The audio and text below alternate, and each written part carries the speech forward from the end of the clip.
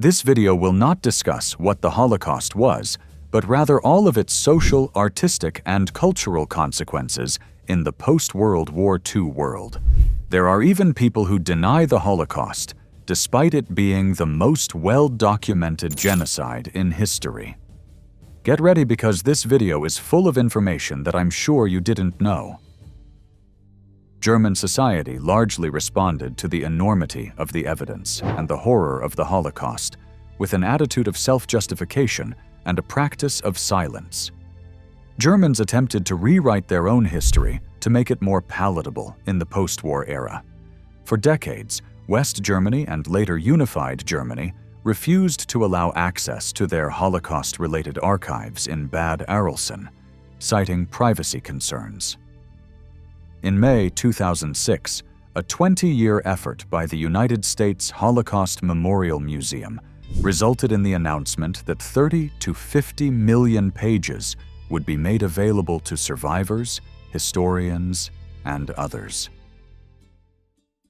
The Holocaust and its aftermath left millions of refugees, including many Jews who had lost most or all of their family members and possessions, and often faced persistent antisemitism in their countries of origin.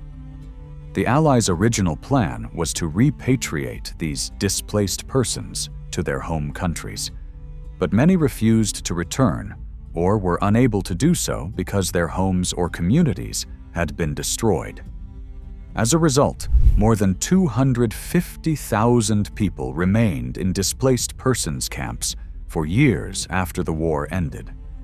Many of the displaced persons camps administered by the Americans were in horrible condition, with prisoners living under armed guard, as revealed in the Harrison Report. With most displaced persons unable or unwilling to return to their former homes in Europe, and with immigration restrictions to many Western countries still in effect, the British Mandate of Palestine became the primary destination for many Jewish refugees. However, as local Arabs opposed immigration, the United Kingdom refused to allow Jewish refugees into the Mandate territory. The countries of the Soviet bloc made emigration difficult. Former Jewish partisans in Europe, along with the Haganah in the British Mandate of Palestine, organized a massive effort to smuggle Jews into Palestine, called Beriha, which eventually transported 250,000 Jews, both displaced persons and those who had hidden during the war, to Palestine. After the declaration of independence of the State of Israel in 1948, Jews were able to emigrate legally and without restriction to Israel. In 1952, when the displaced persons camps were closed, there were over 80,000 former Jewish displaced persons in the United States, around 136,000 in Israel, and another 10,000 in other countries, including Mexico, Japan, and countries in Africa and South America. The few Jews in Poland were increased by those returning from the Soviet Union and by survivors from the camps in Germany.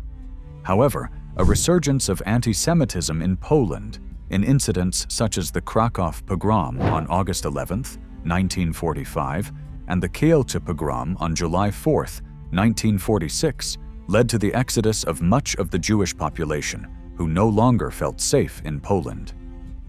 Anti-Jewish riots also occurred in several other Polish cities, where many Jews were killed. The atrocities were motivated in part by the widespread Polish idea of Jew communism, which portrayed Jews as supporters of communism. This was one of the causes that led to an intensification of Polish antisemitism in 1948, which some argued was worse than before 1939. Hundreds of Jews were killed in anti-Jewish violence. Some Jews were killed simply for trying to recover their property. It was reported in May 2016 that 45,000 Holocaust survivors were living below the poverty line in Israel and needed more assistance. Situations like these result in heated and dramatic protests by some survivors against the Israeli government and related agencies. The average cancer rate among survivors is almost 2.5 times the national average, while the average rate of colon cancer, attributed to the victim's experience of starvation and extreme stress, is 9 times higher. In 2016, the population of survivors living in Israel had dropped to 189,000. There has been a recent resurgence of interest among descendants of survivors in researching the fates of their relatives. Yad Vashem provides a searchable database of 3 million names, about half of the known Jewish victims. The central database of Holocaust victims' names at Yad Vashem can be searched online at yadvashem.org or in person at the Yad Vashem complex in Israel. In the decades leading up to World War II, there was tremendous growth in the recognition of Yiddish as an official European Jewish language, and even a Yiddish renaissance, particularly in Poland. On the eve of World War II, there were between 11 and 13 million Yiddish speakers in the world. The Holocaust destroyed the base of Yiddish in Eastern Europe, although the language was already in rapid decline. In the 1920s and 1930s, the Soviet Jewish public rejected the cultural autonomy offered by the government and opted for Russification. Even in Poland, where intense discrimination left Jews as a cohesive ethnic group, Yiddish was rapidly declining in favor of Polonization. In the United States, language preservation was always a single-generation phenomenon, and the children of immigrants quickly abandoned it for English. Beginning with the Nazi invasion of Poland in 1939 and continuing with the destruction of Yiddish culture in Europe throughout the rest of the war, the Yiddish language and culture were practically eradicated from Europe. The Holocaust led to a dramatic decline in the use of Yiddish, as the extensive Jewish communities, both secular and religious, who used Yiddish in their daily lives were largely destroyed. About 5 million Holocaust victims, or 85% of the total, were Yiddish speakers. Holocaust theology is a body of theological and philosophical debate about the role of God in the universe in light of the Holocaust of the late 1930s and 1940s. It is primarily found in Judaism. Jews were drastically affected by the Holocaust, in which 6 million Jews were murdered in a genocide by Nazi Germany and its allies.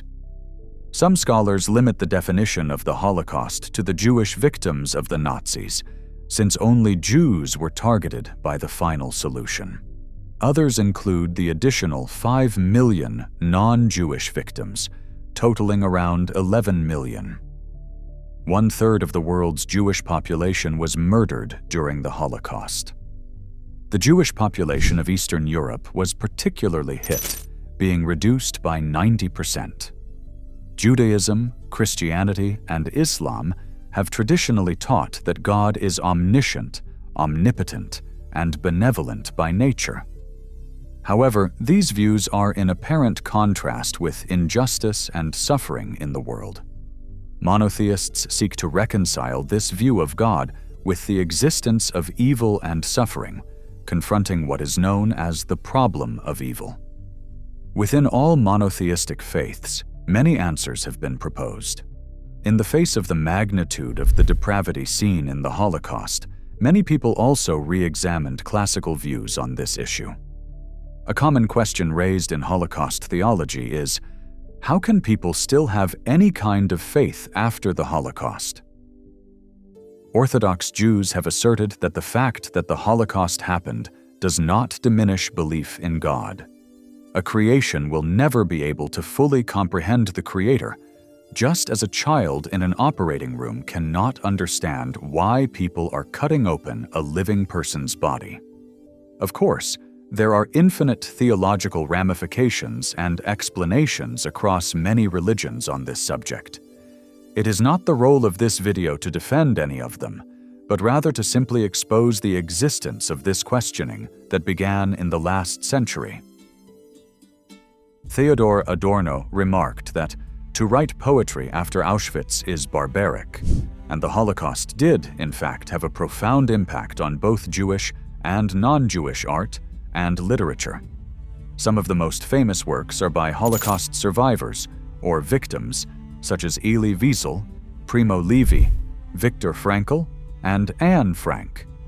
But there is a substantial body of literature and art in many languages. The Holocaust has also been the subject of many films, including the Oscar winners Schindler's List, The Pianist, and Life is Beautiful. With the aging of the Holocaust survivor population, there has been increasing attention in recent years on preserving the memory of the Holocaust. The result has included extensive efforts to document their stories, including the Shoah Foundation Project and the Four Seasons documentary, as well as institutions dedicated to Holocaust remembrance and study, including Yad Vashem in Israel and the U.S. Holocaust Memorial Museum.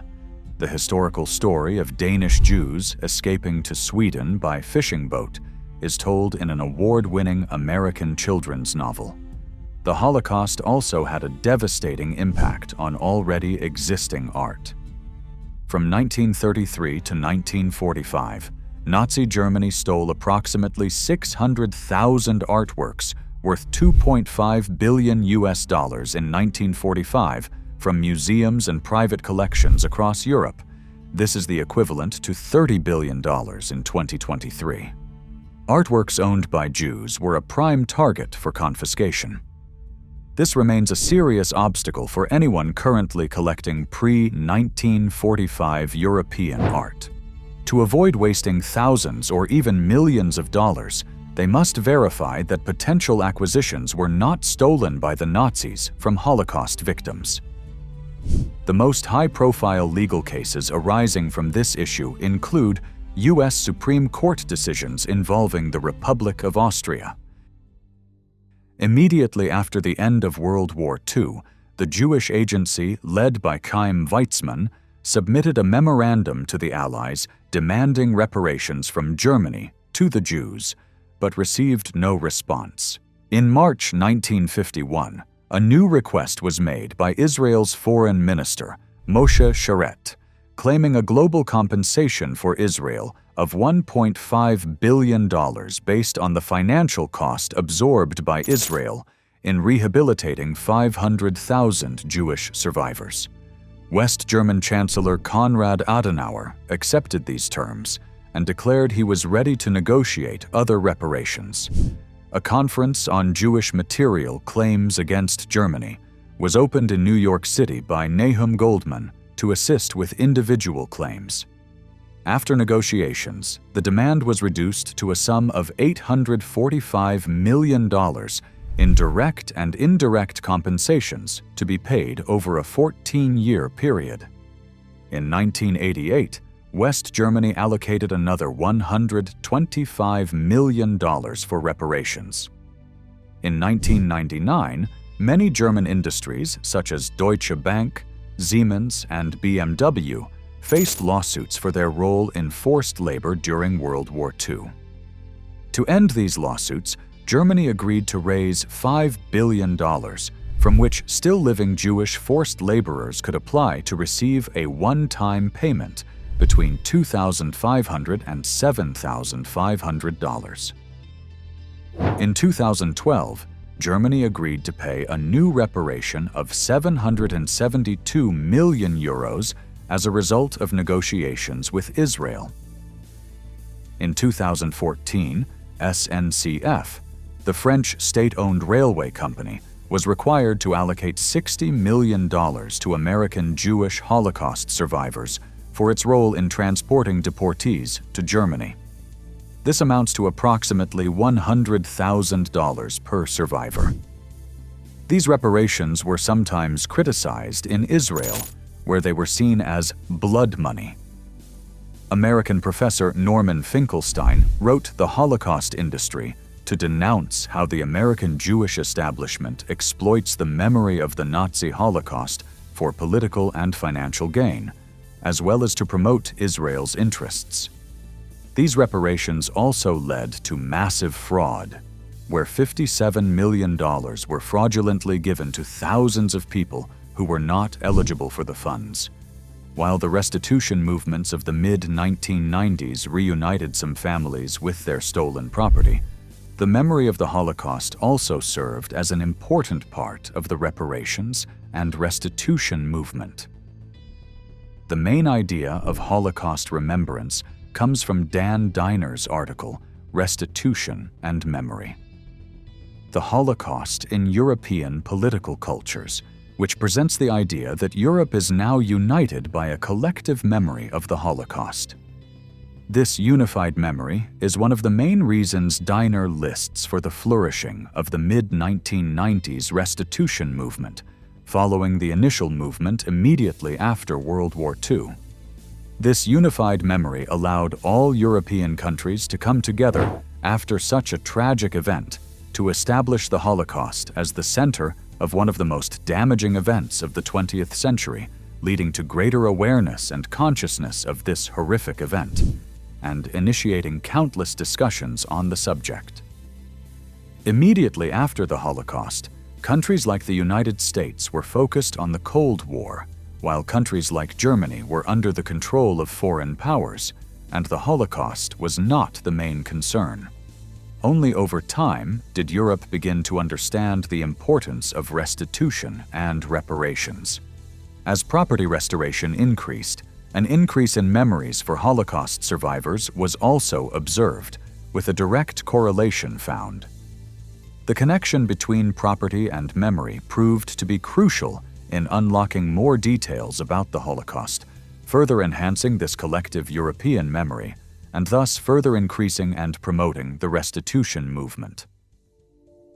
Holocaust denial is the assertion that the genocide of Jews during World War II did not occur in the manner and to the extent described by current scholars. Key elements of this assertion are the rejection of the following. 1. That the Nazi government had a policy of deliberately targeting Jews and people of Jewish descent for extermination as a people. 2. That between 5 and 7 million Jews were systematically killed by the Nazis and their allies. 3. And that the genocide was carried out in extermination camps using tools of mass murder such as gas chambers. Many Holocaust deniers do not accept the term denial as an appropriate description of their viewpoint, and instead use the term Holocaust revisionism. Scholars, however, prefer the term denial to differentiate Holocaust deniers from historical revisionists who use established historical methods. Most Holocaust denial claims imply that the Holocaust is a hoax resulting from a deliberate Jewish conspiracy to promote Jewish interests at the expense of other peoples. For this reason, Holocaust denial is generally considered an anti-Semitic conspiracy theory.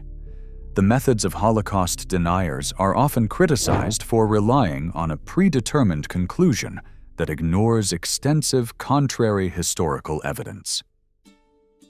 According to German-British journalist Alan Posener, the inability of German films and TV series to responsibly deal with the country's past and to attract younger audiences fuels a growing historical amnesia among young Germans. A study from September 2017, conducted by the Kerber Foundation, found that 40% of 14-year-olds surveyed in Germany did not know what Auschwitz was. A survey released on Holocaust Remembrance Day in April 2018 found that 0.1 to 41% of the 1,350 American adults interviewed 0.2 and 66% of millennials did not know what Auschwitz was. 41% of millennials incorrectly stated that 2 million Jews or fewer were killed during the Holocaust, while 22% said they had never heard of the Holocaust. More than 95% of all Americans interviewed were unaware that the Holocaust occurred in the Baltic states of Latvia, Lithuania, and Estonia. 45% of adults and 49% of millennials were unable to name a single Nazi concentration camp or ghetto in German-occupied Europe during the Holocaust. In contrast, a study conducted in Israel showed that young participants on social media use the Holocaust as a discursive tool to criticize and oppose Israel's current surveillance agenda. The United Nations General Assembly voted on November 1, 2005, to designate January 27th as the International Day of Commemoration in memory of the victims of the Holocaust. January 27, 1945, is the day the former Nazi concentration and extermination camp Auschwitz-Birkenau was liberated. The day had already been observed as Holocaust Memorial Day in several countries. Starting in 1979, the equivalent commemoration in the United States is also scheduled to include the date of 27th Nisan, beginning on the Sunday before the Gregorian calendar date, on which 27th Nisan falls, and continuing for 1 week until the following Sunday. May God bless you all, and see you soon.